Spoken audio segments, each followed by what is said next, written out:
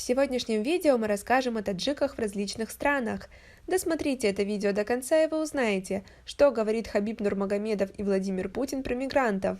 Подписывайтесь на наши обновления, чтобы быть в курсе о всех новинках на нашем канале. Наш проект не преследует сугубо коммерческих целей, однако всеми нами движет общая идея – честные объективные новости без выгоды третьих лиц.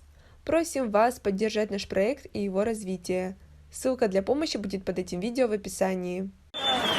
Добрый вечер, Самара. Ассаламу алейкум. Очень хороший проект, большой крыши. Если какая-то помощь от моей команды, любое время, мы рядом, куда-то поехать, в бой, не только он, вся ваша команда. Так что большое спасибо всем, кто сегодня пришли, поддержали этот турнир, организатору. И самому Гульянову большое спасибо. Я уже второй раз здесь в Самаре, потому что Саня приглашает. Так что хорошие бои, очень конкурентные. Главный бой будет ждать. Удачи, Шамилев. Так что большое спасибо. Всем спасибо. Хабиб Нурмагомедов в одном из своих интервью поделился проблемой, которая его сильно волнует. «Я много путешествую, и практически в каждой стране, куда я приезжаю, есть мои фанаты. Я встречаю очень много своих соотечественников, особенно многое заметил жителей Таджикистана и Узбекистана. Некоторые мне рассказывали, что они являются мигрантами, и их очень много.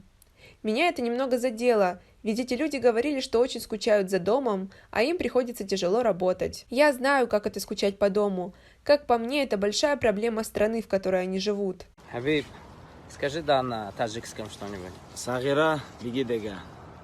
Мы будем рады и тем, кто захочет приехать к нам на временной основе, и тем, кто примет решение о получении гражданства и о постоянном жительстве в России, а тем, кого беззаконно преследуют, кому угрожает опасность, будем делать все для того, чтобы обеспечить их защиту и предоставить убежище.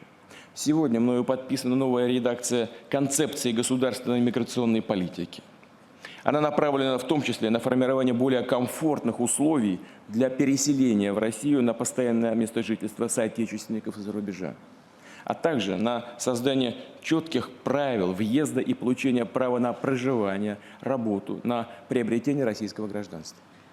Многие проблемы, бюрократические барьеры в этой сфере, о которых справедливо говорили соотечественники, сняты. Во всяком случае, я надеюсь, что сделана попытка их снять и разбюрократить эту систему. Надо будет посмотреть, как она работает на практике.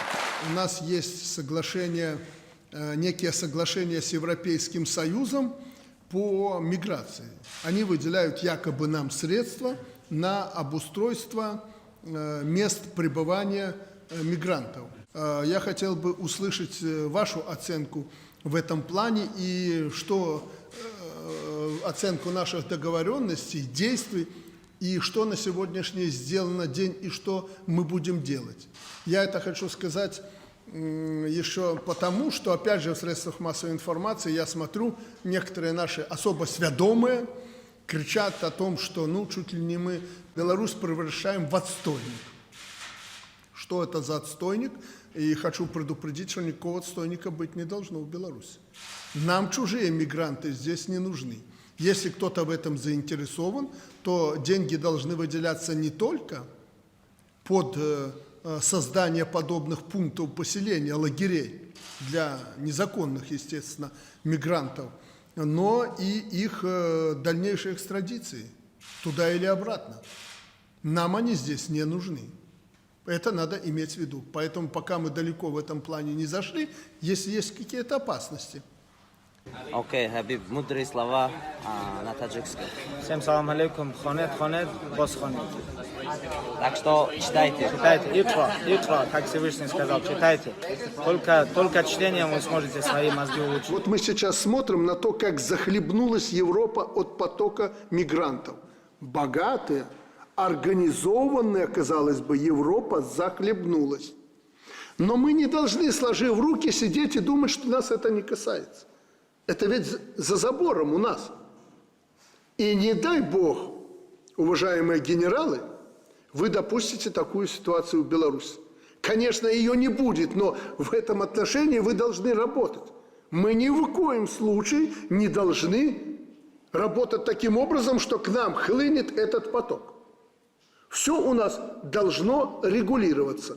Мы абсолютно не против притока мигрантов к нам, но мы всегда каждого человечка под увеличительное стекло рассматривали, которому позволяли жить в Беларуси.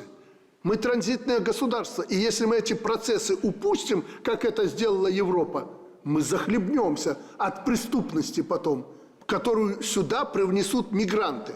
Как вы относитесь к таким высказываниям? Свои ответы пишите нам в комментарии под этим видео. На этом у нас все. Оцените наше видео подпиской и лайком.